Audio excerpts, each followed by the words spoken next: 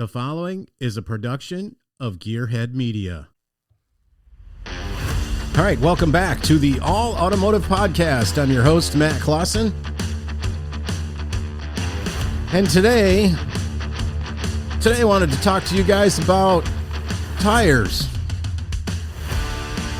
Boring, you say? I think not.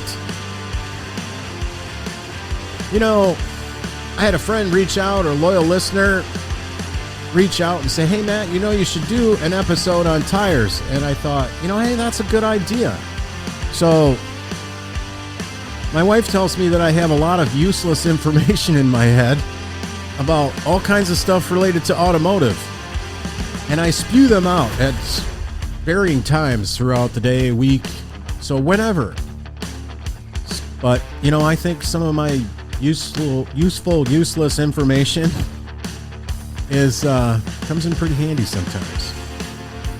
So in the next half hour, you want to know a little bit more about tires, you want to educate yourself on what's going on, let me do it. I'm the teacher, I'm the adjunct professor. So in the next half hour, I'm going to tell you about what's going on with your tires, what those numbers mean, for God's sake, man. And I thank you all for being here. So again, good loyal listener reached out. Matt, come on, man, do something on tires. It's important. I live in Michigan, and I have lived in Michigan for quite some time now. So I'm a Michigander, and it snows here. So it's November, it's hunting season, and it snowed yesterday. So first time it snowed in November in a couple of years, I think. But anyways, folks, first of all, don't wait until it snows. I know my episode is a little late in November. However, if it hasn't snowed where you live yet and you need tires, go get them. Just showing up on the day it snows to a tire shop or a repair facility and saying, man, I really need tires.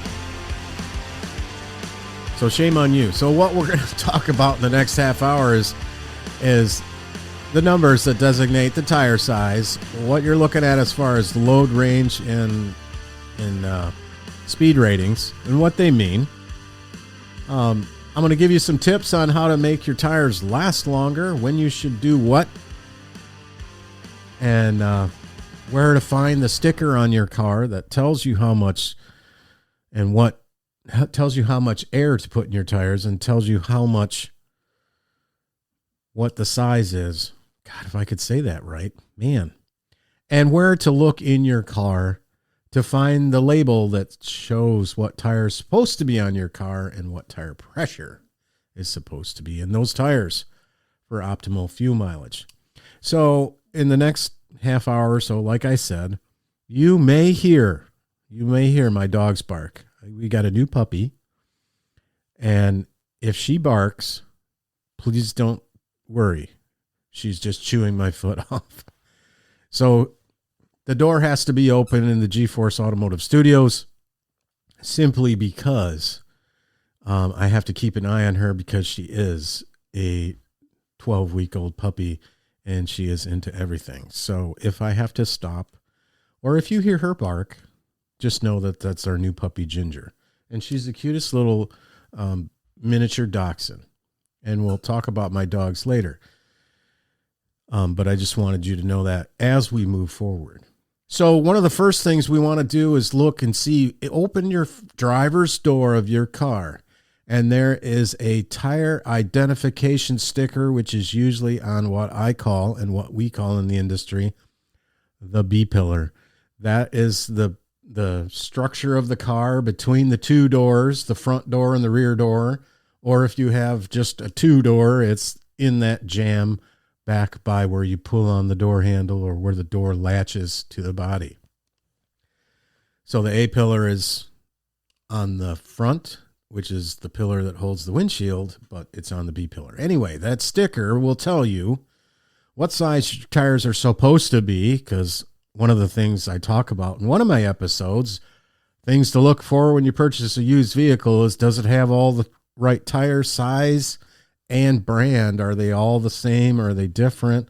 So keep that in mind too, folks, when we're looking for a new car or a used car. When you're going to buy a used car, that's one of the things that we really, really want to look at is the condition of those tires, is the tread depth there, and then open that door and look and see what it's supposed to be. So you say, Matt, I really don't know what those numbers mean. Okay, so let's go through that. So the numbers, I'm going to rattle off a size, and it's one of the most popular sizes, would be, and let's just say 235/50 R17. So back in the 70s, I believe, if my research is correct, back in the 70s, they adopted the P metric system when designating tires so that you could easily pick out a tire and easily compare tires by size, and you wouldn't have to go through everything. And then it also helps those of us who are in the tire business or in the auto repair business categorize them by tread size and by these sizes, so that it's easier for us to go into wherever our stock location is and go, yep, all the 17-inch tires are here, some of the 16-inch tires are here, and it starts at this size and goes to that size. So back in the 70s, they adopted this tire size, this P metrics designation. And please don't get confused. And this has really been adopted internationally. So the P metric size, and I'm going to go over it. There's metric designation as far as the width of the tire, and then there is a inch measurement for the rim size. So okay, so we said P235/50 R17. So go back, because you wrote it down, right? I'm going to tell you again. I told you that sometimes you're going to need to write stuff down during my podcast. Well, if you're driving, I'm going to tell you that it's this again, or if you're walking and you're out and about, you're on the treadmill. I don't have a pencil. Okay, enough of that. So I said P. P indicates passenger car tire. P. Most of our tires are for our passenger cars are designated with the letter P. So if you go out to your 3/4 ton or 1 ton truck and you see an LT, that means it's a light truck tire, and it has a certain designation. That it has that designation because the sidewall has a stiffer classification, because the majority of those trucks are used for towing or heavy payloads, what have you. They're more of a heavy duty style tire. So P. The P in the P235/55 R17 indicates passenger tire. So let's go to the next three letters, or three numbers. Yeah. Okay, so the next three numbers, it's a metric designation, and that is the designation of the width of the tire. So it's 235 millimeters wide. Okay? And then there's a slash just to separate the numbers so that there's no confusion about the aspect ratio, which is that 55 number. So the aspect ratio means that tire is 55% as tall as it is wide. So the sidewall height is 55% of the width. So if you really want to know that really quick, let me get to my trusty calculator. Okay, I just downloaded the iPhone 8, iOS 18. So now my screen is all different. Okay, so bear with me here. So 235 times 55% equals 129.25 millimeters. Okay, so, and then if we want to do a quick calculation of what that really means, and if you're stuck in the inches designation, then I will calculate that for you really quick. 235 millimeters equals what in inches? What say you? So it's approximately 9.25 inches wide. So then 129.25 millimeters equals what in inches? So that's about 5 inches. 5.09 inches. So I'm just typing this into Google while I'm doing this podcast. But so again, it is important to know these figures so that you can compare tires.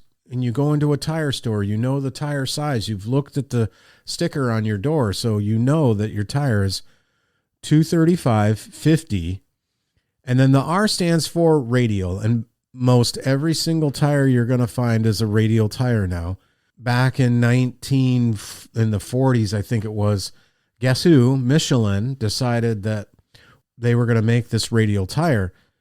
And it really has stuck, and it's been more fuel efficient, superior performance, the durability is better compared to the bias ply tires that were used for several years since, the car was invented. So back in the 1970s, they decided to go with this P metric size designations for all these tires. So let me get back to where I was here. Okay, so we did the 235. We did the 55, which is the aspect ratio. We did R, which is radial construction. And now the 17 designates that's the wheel size. So the wheel rim diameter is 17 inches. So don't get confused about they use millimeters for the width. I don't know why. I don't know why they can't just keep it all the same. But, and it's a funny story. I had a science teacher back in the day that he was very adamant about the United States should switch over to the metric system because it's so much more easy to just add zeros than to try to figure out what is what with half, quarter, 3/4, blah, blah, blah. Okay, so there you have it. That's the tire size that you're going to deal with on the sidewall of the tire. The 235 is the tread width, and then the 55 is the percentage of the height of that tire from the wheel to the end of the tread there as a percentage of that width, and then the wheel diameter, the 17. So 235, 55, 17. So let's take a look at a couple of other things that are on the sidewall that you want to keep in mind if you've got a light truck or a car. You needed to know what the load range is so you can calculate the maximum amount of load that those tires can handle, including the weight of your vehicle. So there's a couple of different things that are going on the sidewall of the tire. So with these speed ratings and the load index. So let's not get confused with load index and load range. So let me explain the difference between the load range and the load index. So the load index capacity, the load range of the tires displays the weight that the tire can carry. If you take the rating, and there's a chart, if you want to Google this too, there's a load index and a capacity chart. And these two numbers, the speed rating and the load index are together. And it'll start with the load index. So let's start there, and then we'll talk about the load range tires in a second.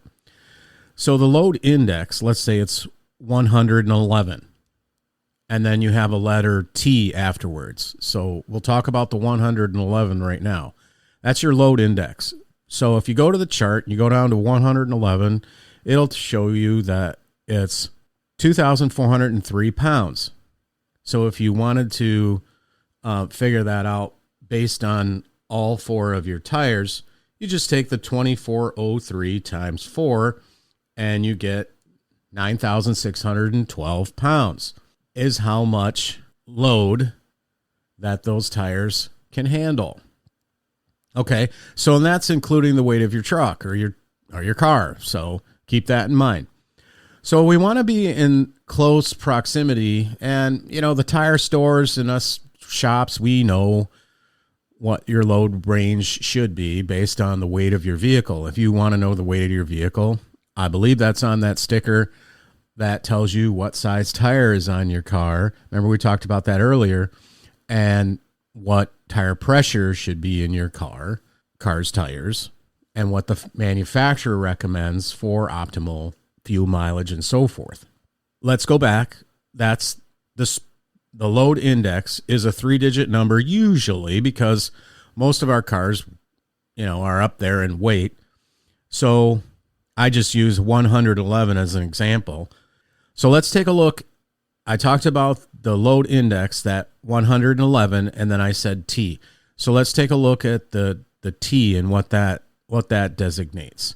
So if we go to a speed rating chart, and I said T, so speed rating of T gives you equals 118. So now another thing that we can go to the almighty Google and pull this up. If you really want to know this information, most of the time you can just go to the internet and take a look, or you call a tire dealer, or call us and ask us, hey, I'm looking for these tires, but I want to make sure they're capable of being on my vehicle. So 118 miles an hour, you think about that for a second, and most vehicles will shut down at 100 miles an hour. Unless you have the ability to override that particular part of your programming of your vehicle. Most new vehicles, you're not going to go more than 100 miles an hour without that shutting down.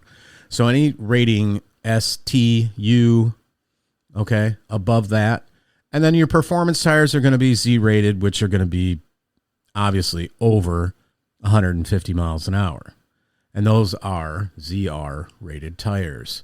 And then they're going to put that Z in the size. So you're going to have 235, 55, ZR 17.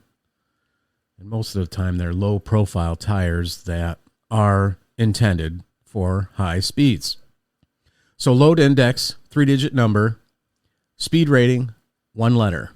Look it up. Both things are readily available on the interwebs. And the quick Google search will tell you that. So again, I wanted to talk about load index versus load range. So when we're talking about a light truck tire or an LT type tire, now you truck guys, take a listen here.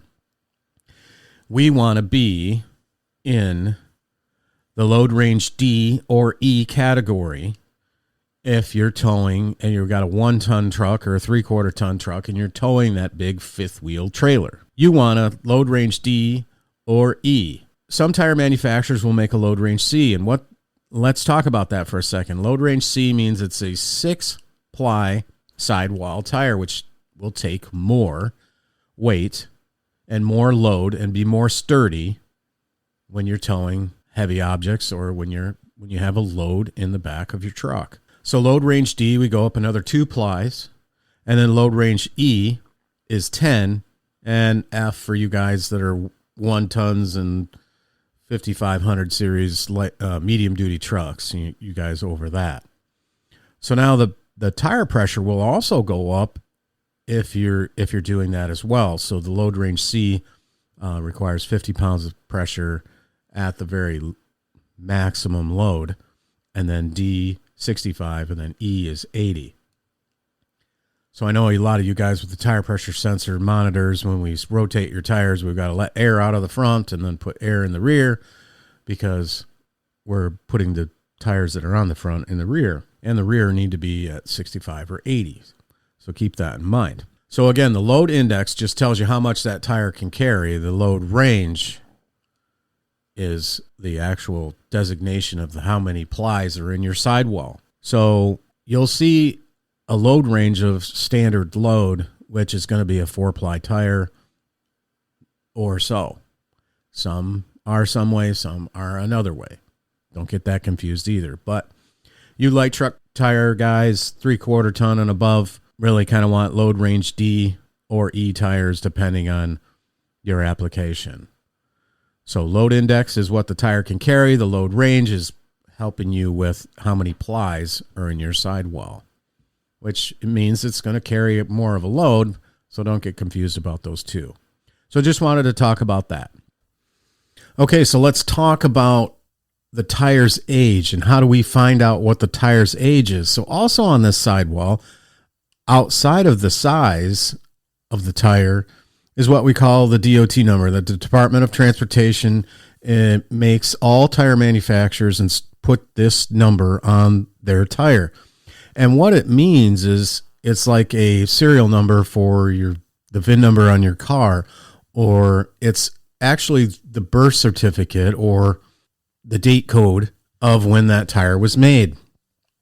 So in these numbers, and they're specific to each manufacturer, the first 4 digits most generally will tell you what plant made it and where it was made and potentially what size it is. And it's all code that General Tire, Goodyear, all the tire manufacturers have different things. But the one thing that they all have in common is the last 4 numbers have to be the date code. So, and they go by weeks. So there's 52 weeks in a year. So if you look at the sidewall of your tire and it says 3023, so that was made the 30th week of 2023. So let's also talk about this date in a little bit more safety reason. So one of the things that the DOT number, the date code, will tell you, obviously we just said it, the 30th week of 2023. So if you've got a classic vehicle and you've had these tires on your vehicle, or you're going to buy a classic vehicle, and you know, most of the classic cars that we have and most people have, the tires get put on when the car is done, however long the restoration was done. Let's say it was 10 years ago. Well, 10 years ago, potentially, these tires were put on, and there's a buffer zone too also that, you know, tire stores don't stock brand new right out of the box or right out of the plant tires. They do, they try to, but there's a 2 to 3 to 6 month window, almost sometimes even a year difference in a tire that can sit on a shelf or sit in a warehouse or sit somewhere and it doesn't get put on. So you want to keep that in mind. These tires could be up to 11 years old if the restoration was done 10 years ago and we put the tires on 10 years ago. So that's what you want to keep in mind. The last 2 numbers are the year, the last 2 numbers of our year. Okay. So, you know, if you see something 999 or 06, you know, 2006, they're too old. So as a general rule, I know a lot of the tire shops won't mess with a tire that is between 8 and 10 years old. They won't patch or they won't plug or they won't do any repairs to a tire that is of that age. And for good reason. You know, the rubber over time gets hot, gets cold because, you know, you do all these heat cycles on these tires. Or if it's a classic vehicle and it doesn't get driven much, it's sitting around a lot. So it's taking on moisture. It's doing its thing. So we've all seen the tire swings that are in, you know, the playgrounds and stuff, and they're all falling apart or they've been there for a while. You know, you've seen it. I don't know if you have or not, but the tire swings were a thing of the past, and we used to do that in the olden days. And it's for your safety. You want to make sure that if you've bought this classic car, and especially if you're going to drive it a good distance home, and, you know, that's one of the things to consider is, are the tires going to be safe? Am I going to get halfway where I'm going and I have a blowout because this tire is 12 years old? We will be back after a short break. Hey everybody, Matt here. Wanted to take a minute to talk about our main sponsor, G-Force Automotive. Did you know that they're a certified service center through Auto Value? What does that get you, you say? Well, that gets you 3 years or 36,000 mile warranty on select repairs. Want to know more about that? Visit their website at www.gforceautomotive.net click on that banner that says make an appointment and make your appointment today. We're proud to have them on board as the main sponsor of the All Automotive podcast. So now let's get back to it. More of the All Automotive podcast.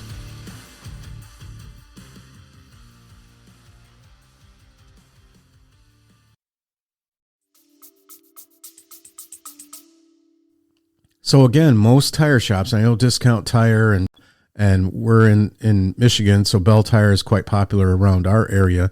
I know you go in and ask a tire shop, how old does a tire need to be before you guys won't mess with it, or before you will tell us we need new tires. So there's a couple of different ways that we can tell that your vehicle, even if it's a 2014 Chevrolet truck, you look at the date code on the tires. Let's just say they got tires 4 years down the road in 2018. Okay, we're pushing the envelope. The tire treads are good. You know, as a person who didn't drive the vehicle very much, you know, so you're counting your head 19, 20, 21, 22, 23, 24. We're going on 25. So they're almost 7 years old, people. And that's something you want to consider too. Although they have good tread and they look great, the tread is physically heated and pressed together. I don't know if you've ever watched a YouTube video on how it's made. Just Google it. It's really cool how they make the tires and how it all comes together. But they're heat pressed and formed together, so that over time could separate and could cause a problem. So when you're going out and looking for that restoration vehicle, or you want to get a new vehicle and, oh, the tires are great, but hey, you know, a lot of times that DOT number, the actual date code, is on the inside of the tire sidewall. So you may want to, if you have the opportunity, to take the vehicle to a repair shop to have it inspected. And here's the thing I tell people to do all the time, and it's actually my second or third episode anyway. One of my episodes, I had what to look for when purchasing a used vehicle. Tires are one of the things we look at, and we're just not looking at the tread. We want to look at, are they all the same? Are they all the same brand? Are they all the same size? Do the size match the sticker that's in the driver's door, the load index tire? And every car has to have one of those. So any newer car is going to have that tire sticker in the door that tells you the tire pressure and what the size is. So you're looking for the correct size. So we've gone over the sizes, and I was just trying to go over the date codes. So the DOT number is important because it gives you that date code.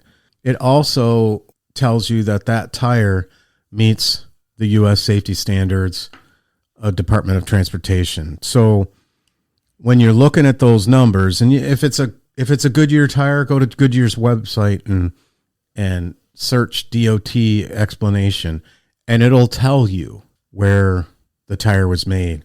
Was it made in Akron? Was it made somewhere else, or whatever? So it'll tell you the plant, and it probably will tell you maybe what size, and then obviously where or when it was made. So again, keep that in mind when we're looking for classic vehicles and we're looking at used vehicles. I know it's one of the things that we look at. And we also, when we sell tires, we document what that DOT number is for our safety and for yours. If you go out on vacation and you have a flat tire and they put the same tire on, but it's going to have a different date code, see? So these tires might have been on your car for a year, and then you get the same tire and put it on. That's going to have a different date code. It's going to have a different DOT number. And that's something that, well, 3 of them are what we have in our system. This one that is not, you must have replaced. And then, oh, okay, yeah, that just helps us maintain good records for you and also cover us in the instance of where somebody may not have remembered that we put that tire on or not for them. So a lot of common things that I see with used cars and tires is, number one, they're not all the same. I see this so many times that they're not the same brand, style, or whatever. Let's just use Goodyear Assurance as an example. So there's two Goodyear Assurance tires on the front, and then there's two Michelin Defenders on the rear. First of all, we want to keep all four tires the same just because of riding quality and wet traction or whatever. So you have the same tires front and rear, because we want to keep these tires for as long as possible. And in doing that, one of the maintenance tips, and this is one of the things I was talking about earlier when I said I would talk to you about, some tips on keeping your tires to last longer, is number one, we want all four tires to be the same. That way we can rotate them at that interval. And the interval is pretty much every time you get your oil changed, because our oil change interval has been extended because of the oil quality and the filter qualities have gone up. And the stringent factors that the manufacturers put in allow your vehicle to go between 6,000 and 10,000 miles before it gets an oil change. So that's really our recommendation for tire rotation. And if you want to be good to your tires and make them last as long as possible, make sure you're rotating your tires probably almost every time you get your oil change. Because if you're running 6,000 miles on your oil change, which most vehicles will do, there are some instances where if you're using oil or whatever, and that's a topic for a whole other episode, is oil change intervals. But that's one of the things. You want to rotate your tires every time that you get your oil change done. And most of the time, it's an inexpensive thing for us to do, and it doesn't take us a whole lot of time to do. Plan on your half-hour oil change taking an hour total. For as much as the tires cost nowadays, because the inflation of everything, really, and basically it's just the materials, the raw materials that they need to make the tires have gone up significantly in the last 10 years, that it's really a cheap thing to do. It's not very expensive. You spend the $40, get the tires rotated. You're not spending $800 on a set of four tires because we didn't rotate them on the front two are wore out and the back ones still look good. And no, we're not going to put two tires on when your vehicle's an all-wheel drive. So that's the other thing too, is we want to make sure that we've got the same tires front and rear. And if you're an all-wheel drive vehicle, and I live in Michigan, and I've said that 100 times, that it snows up here, and most of our trucks are four-wheel drive, and most of the vehicles, other vehicles, are all-wheel drive, like the little SUVs, like my wife's Blazer is an all-wheel drive optional. So in order for everything to spin at the same rate and spin at this, for all the tires have to spin the same rate and have the same circumference. Otherwise, things go wrong. And transfer cases and differentials don't like the rear wheels spinning at 2 miles an hour faster than the front ones. And that's because the tire circumferences are different because we've got two different brand tires. And now they may be the same size and they're the same. Okay. But you put two different manufacturer tires together that are the same size, you can have a difference in the circumference. So you want to make sure that you are aware of that. So first of all, we're talking about all the same tires. Rotate them between 6,000 and 9,000 miles. And tip number 2 is every 10 to 15,000 miles, have your alignment checked. I know the roads are smooth around where I live, Matt. It's not something that things happen. So especially if you live in our state, Michigan, the Midwest, where it snows and the snow belts and I say corrosive state. Okay. So if your state uses salt on the roads, then you have an opportunity to have roads that have potholes because of the heat.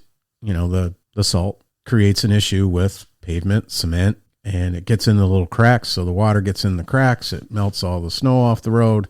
It gets in the little cracks, and then potholes happen. So do an alignment every 10 to 15,000 miles. It's $100 at our place, And it's, again, it's cheap insurance to help put off a very expensive trip to the shop.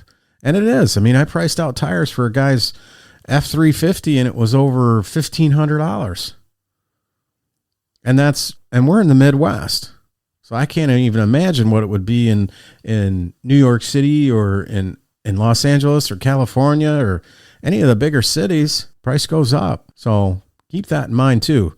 So we're rotating our tires and we're getting an alignment done. That helps keep the flat spots from happening, and we're doing a visual inspection. So the other thing too is that alignment, we're going to look at your suspension to see if you've got any worn components, and we can also correct those so that we can extend the life of your tires, and we can do the things that help you save money and keep you on the road and keep your family safe and keep you safe going to the car show. Stick your head under there. Look at the DOT number. So there are some maintenance tips, and also the one other thing I wanted to talk about for the restoration guys, and especially myself. And it was like, I've got my wheels for my truck and they're in the boxes and they're in the corner. I am not going to get tires for this thing until I actually get the truck done, because it might be,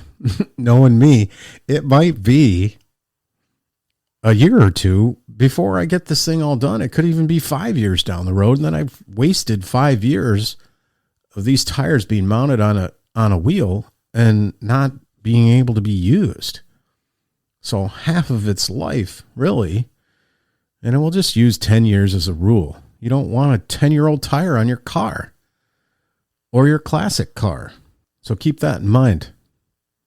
So again, hey, I just wanted to let you know I had a good friend that suggested this episode. I'm glad everybody showed up and took a listen, and hopefully you got some good information on how to keep your tires lasting longer and what the sizes mean and what all that stuff means on the sidewall and what all that jargon is. So I hope everyone got a little bit out of this episode, and we'll see you next time. All right, that's going to do it for another episode of the All Automotive Podcast. I'm your host, Matt Clausen. Stay tuned for our next episode. I got a buddy of mine, Chris. He owns CK Cycles. I know we talked to my brother and Paul about restoring motorcycles, but hey, that's this guy's job. He does it every day. Chris from CK Cycles on the next episode of the All Automotive Podcast. Until next time, hey, keep that greasy side down.